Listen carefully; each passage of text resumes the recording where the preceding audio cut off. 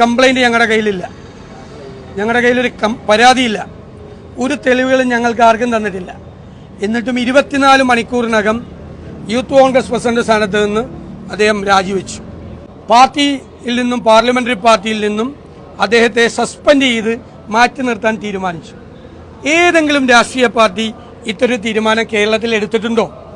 Rape ഇപ്പൊ ഞങ്ങളെ ആക്രമിക്കുന്നവർ, ഞങ്ങളെ കളിയാക്കുന്നവർ, ഇപ്പൊ മന്ത്രി MP രാജേഷിന്റെ സ്റ്റേറ്റ്മെന്റ് ഞാൻ കണ്ടു, ഇത് ഭയങ്കര കോംപ്രമൈസ് ആയി പോയെന്ന്. ഒരു റേപ്പ് കേസിലെ പ്രതി കൈപൊക്കിയിട്ടാണ് അദ്ദേഹം മന്ത്രിയായിട്ട് അവിടെ ഇരിക്കുന്നത് നിയമസഭയിൽ. സ്വയം ഒരു ഉളുപ്പ് വേണ്ടേ?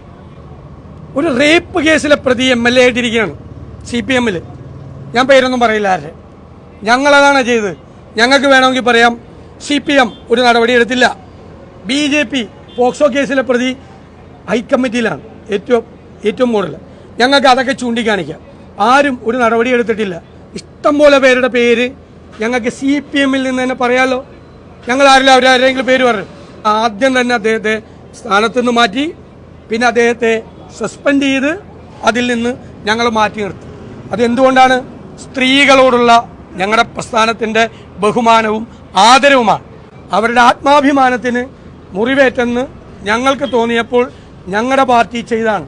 ഞാനൊരു 3 ദിവസം മുമ്പ് നിങ്ങളോട് പറഞ്ഞു, വേറെ ഒരു പാർട്ടിയിലും പോലെ അല്ല കോൺഗ്രസ് എന്ന് ഞങ്ങൾ ഇക്കാര്യത്തിൽ തെളിയിക്കും, നിങ്ങളെ കൊണ്ട് പറയിക്കും എന്ന് ഞാൻ പറഞ്ഞു. വേറെ ഒരു പാർട്ടിയെ പോലെയല്ല കോൺഗ്രസ് ഇക്കാര്യത്തിൽ തെളിവെടുത്തത്. ഞങ്ങൾക്ക് ഏറ്റവും പ്രധാനപ്പെട്ട ഒരാളെയാണ് ഞങ്ങൾ ഈ നടപടിയെടുത്തത്.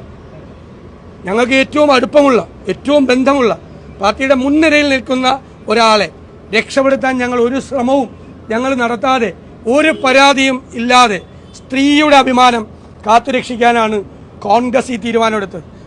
ഇപ്പോൾ ആരോപണം ഉന്നയിക്കുന്ന ആളുകൾ അവരുടെ പാർട്ടിയിൽപ്പെട്ട, ഞാൻ എന്നെ കൊണ്ട് പേര് പറയിപ്പിക്കാൻ വേണ്ടിയിട്ടാണോ താങ്കൾ ശ്രമിക്കുന്നത്?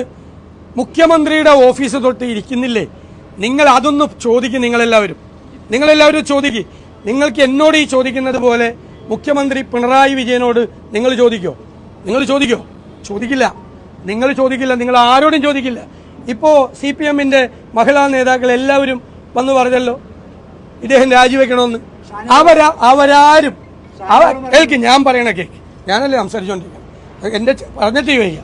അവരെല്ലാവരും ഈ CPM നേതാക്കൾ ഇത്രമാത്രം ആളുകൾ, ഒരാളല്ല, 2 ആളല്ല, 3 ആളല്ല, 4 ആളല്ല, അതിനേക്കാൾ കൂടുതൽ ആളുകൾ CPM-ൽ ഒരു നടപടിയെടുക്കാതെ, ഒരു നോട്ടീസ് പോലും പാർട്ടി കൊടുക്കാതെ അവരവിടെ ഇരിക്കുമ്പോൾ ഇത്രയും ധീരമായ തീരുമാനം ഒരു പാർട്ടി എടുത്തെങ്കിൽ അതാണ് കേരളത്തിലെ കോൺഗ്രസ്.